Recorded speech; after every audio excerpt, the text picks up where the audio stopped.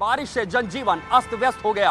कहीं जल जमाव के चलते आवाजाही में दिक्कत हो रही है, तो कहीं बाढ़ ने कई गांवों को अपनी जद में ले लिया है। यूपी के ज्यादातर जिलों में कई दिनों से मूसलाधार बारिश हो रही है, जिससे लोगों का जनजीवन अस्त व्यस्त हो गया है। ये तस्वीरें लखीमपुर खीरी की हैं, जहाँ पिछले 72 घंटों से रुक रुक कर बारिश हो रही है। कई इलाकों में पानी भर गया है। बारिश से किसानों की धान और गन्ने की फसल को भी भारी नुकसान हुआ है, जबकि शारदा और घाघरा नदी उफान पर है और खतरे के निशान से ऊपर बह रही है। बलरामपुर में राप्ती नदी का जलस्तर खतरे के निशान से 1 मीटर 10 सेंटीमीटर ऊपर पहुंच चुका है। 350 से ज्यादा गांव बाढ़ की चपेट में हैं और 150 से भी अधिक गांव टापू बन चुके हैं। शहर की सुरक्षा के लिए बना MLTD बांध को भी खतरा है। खबर देवरिया जिले से है, जहां भू माफिया के खिलाफ बड़ी कार्रवाई करते हुए 45 लाख की संपत्ति कुर्क कर ली गई है। देवरिया में गैंगस्टर एक्ट में वांछित भू माफिया बुद्धिचंद यादव की 45 लाख की संपत्ति कुर्क की गई है। ये कार्रवाई DM के आदेश पर हुई है। आरोपी के खिलाफ गंभीर धाराओं में 12 मुकदमे दर्ज हैं। बुद्धिचंद यादव का एक संगठित गिरोह है जो जनपद स्तर पर सक्रिय है। आरोप ये है कि ये गिरोह अवैध रूप से जमीन पर कब्जा करता है। गिरोह पर सरकारी जमीन पर भी कब्जा करने का आरोप लगा है। कुर्की से पहले भू माफिया के गांव में पहुंची पुलिस ने मुनादी करवाई। इसके बाद 2 मंजिला मकान को कुर्क किया। गैंगस्टर एक्ट के कुख्यात अभियुक्त वृद्धिचंद यादव पुत्र राधा यादव निवासी मैलौटा थाना मैल जनपद देवरिया की 45,84,000 की अचल संपत्ति गिरोहबंद अधिनियम की धारा 14(1) के अंतर्गत कुर्क की गई है। अचल संपत्ति का रिसीवर तहसीलदार बरज देवरिया को नियुक्त किया गया है। सुल्तानपुर में अतिक्रमण हटाने के लिए राजस्व विभाग का बुलडोजर पहुंचा। बुलडोजर ने अवैध कब्जे को जमींदोज कर दिया। सुल्तानपुर के ऐतिहासिक पौराणिक तीर्थ स्थल विजेथुआ महावीरन धाम के आसपास अवैध कब्जा कर रहा गांव वालों को महंगा पड़ गया। शिकायत के बाद भी जब प्रशासन ने कोई सुनवाई नहीं की तो हाई कोर्ट से शिकायत हुई और हाई कोर्ट के आदेश के बाद राजस्व का बुलडोजर अवैध अतिक्रमण को हटाने पहुंच गया। मामला है कादीपुर कोतवाली के सूरापुर का। इसी धाम के ठीक बगल में मकरी कुंड है। इसी मकरी कुंड के चारों तरफ कुछ लोगों ने अवैध अतिक्रमण कर रखा था। साल 2008 में इस अवैध अतिक्रमण को हटाने के लिए गांव के ही विनय प्रकाश ने जिला प्रशासन से कई बार शिकायतें की, लेकिन जब कोई सुनवाई नहीं हुई तो हाई कोर्ट का सहारा लिया। हाई कोर्ट ने तत्काल जिला प्रशासन को मकरी कुंड के आसपास अवैध अतिक्रमण को हटाने का निर्देश दिया है।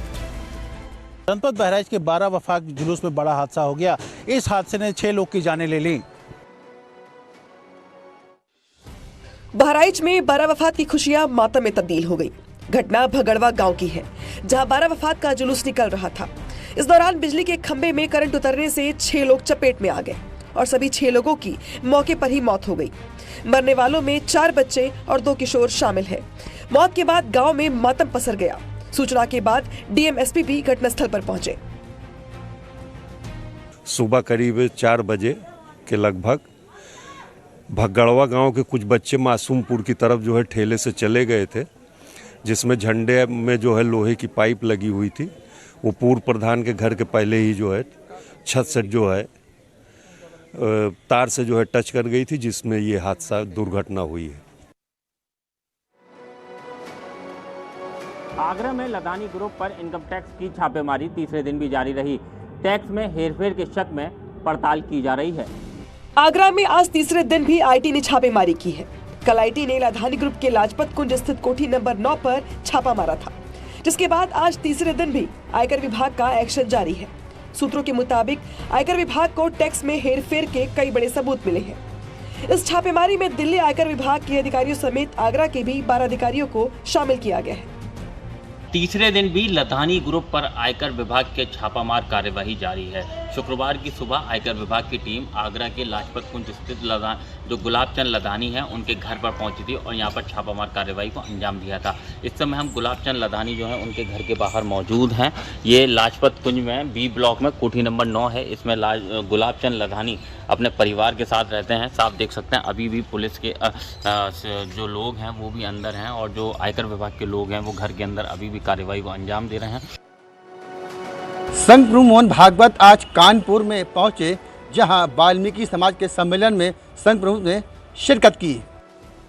संघ प्रमुख मोहन भागवत कानपुर प्रवास पर हैं। मोहन भागवत नाना राव पार्क में वाल्मीकि समाज के सम्मेलन में शामिल हुए। मोहन भागवत ने अपने संबोधन में कहा कि वाल्मीकि जी ने दुनिया को भगवान राम से परिचय कराया। हिंदू समाज के सामने विग्रहवान धर्म ऐसा वर्णन जिनका किया जाता है, उस श्री रामचंद्र के चरित्र को हिंदू समाज को परिचित कराने वाले भगवान वाल्मीकि थे। वो अगर रामायण नहीं लिखते तो हमको राम पता ही नहीं होते। साथ ही मोहन भागवत ने कहा कि वाल्मीकि समाज को आगे लाने के लिए कई कार्यक्रम चलाए जा रहे हैं। वाल्मीकि समाज अभी बहुत दुर्बल है, पीछे है, उसको आगे आना है। आ सकता है क्या? बिल्कुल आ सकता है। व्यवस्था वैसी कर दी है संविधान में। राजा का काम कानून बनाने का होगा। और वाल्मीकि जयंती के मौके पर सीएम योगी वाल्मीकि मंदिर पहुंचे, महर्षि वाल्मीकि को नमन किया। लखनऊ के सुभाष चौक में बने वाल्मीकि मंदिर पहुंचे, सीएम योगी ने महर्षि वाल्मीकि को नमन किया। इस दौरान सीएम योगी ने कहा कि वाल्मीकि जी की साधना स्थली चित्रकूट में है, उस स्थान को सरकार भव्य बना रही है। और यही नहीं,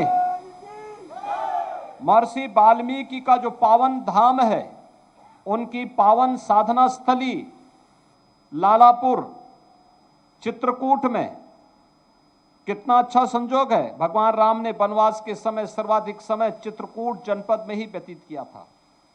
मुख्यमंत्री योगी ने वाल्मीकि जयंती पर आयोजित कार्यक्रम में कहा कि यूपी सरकार वाल्मीकि समाज के साथ खड़ी हुई है। और यही नहीं, वाल्मीकि समाज से जुड़ी कोई भी समस्या है, उसकी रिपोर्ट आयोग से मांगी गई है। वाल्मीकि जन्मोत्सव समिति से जुड़े हुए पदाधिकारियों ने वाल्मीकि समुदाय से जुड़ी हुई समस्या का एक प्रतिवेदन मेरे सामने प्रस्तुत किया है। हम लोगों ने प्रदेश के अंदर इस तबके के हित के लिए एक आयोग भी गठित किया है। इन दिनों हेमकुंड साहिब बर्फ से पटा पड़ा है, पहाड़ बर्फ की चादर से ढक गए हैं। चमोली में भारी बर्फबारी शुरू हो गई है, पहाड़ों पर चारों ओर बर्फ की चादर बिछ गई है। हेमकुंड साहिब में तो बर्फ की सफेद चादर से पूरा हेमकुंड साहिब ही ढक गया है। यहाँ 7 से 8 इंच तक बर्फ जम गई है, जिससे हेमकुंड साहिब में कड़ाके की ठंड पड़ रही है। सोमवार को हेमकुंड साहिब के कपाट शीतकाल के लिए बंद हो रहे हैं, लेकिन उससे पहले हेमकुंड साहिब में बर्फबारी ने लोगों की मुश्किलें बढ़ा दी हैं। जो लोग हेमकुंड साहिब में इन दिनों यात्रा के दौरान व्यवसाय कर रहे हैं, उन्हें भी खासा मुश्किलों का सामना करना पड़ रहा है। एसडीएम ने अस्पताल में कुर्सी न मिलने को लेकर डॉक्टरों को धमकी दे डाली, जिसका वीडियो सोशल मीडिया पर वायरल हो रहा है। हरदोई में एसडीएम युवती का बयान लेने अस्पताल पहुंची थी, जहां कुर्सी न मिलने पर नाराज हो गई और सीएमओ को फोन करके डॉक्टर्स को थाने में खिंचवाने की धमकी दी। इन लोगों को मैनर्स सिखा देंगे, कल मैं लिखूंगी रिपोर्ट डीएम साहब को भेजूंगी। चंद्रकांत ना, ये किस पोस्ट पे है, इससे तो बात नहीं लेंगे और अगली बार ऐसे बात करें खिंचवा के डॉक्टरों को थाने बैठा लूंगी।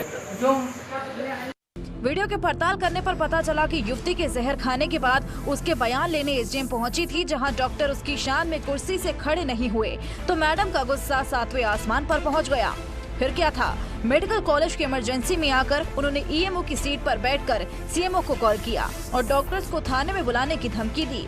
एसडीएम के इस हरकत से डॉक्टरों में खासा नाराजगी है।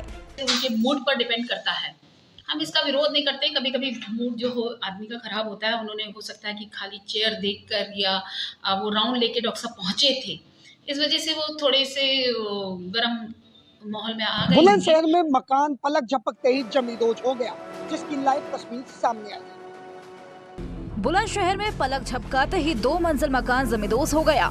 मकान ढहने का लाइव वीडियो सामने आया। बता दें कि बुलंदशहर में लगातार 3 दिन से हो रही बारिश से लोगों की मुसीबत और बढ़ती जा रही है। ये घटना नगर कोतवाली इलाके के नरसला घाट की है। यहाँ 2 दिन से लगातार बारिश हो रही है। लगातार बारिश से मकान की मिट्टी खिसकने लगी और 2 मंजिला मकान गिर गया, जिसका वीडियो सामने आया। गनीमत ये रही कि मकान के गिरते समय कोई भी अंदर या आसपास मौजूद नहीं था, वरना बड़ा हादसा हो सकता था। वहीं आसपास के लोगों का कहना है कि सूचना के बाद भी जिले का कोई भी अधिकारी हालात का जायजा लेने नहीं पहुंचा।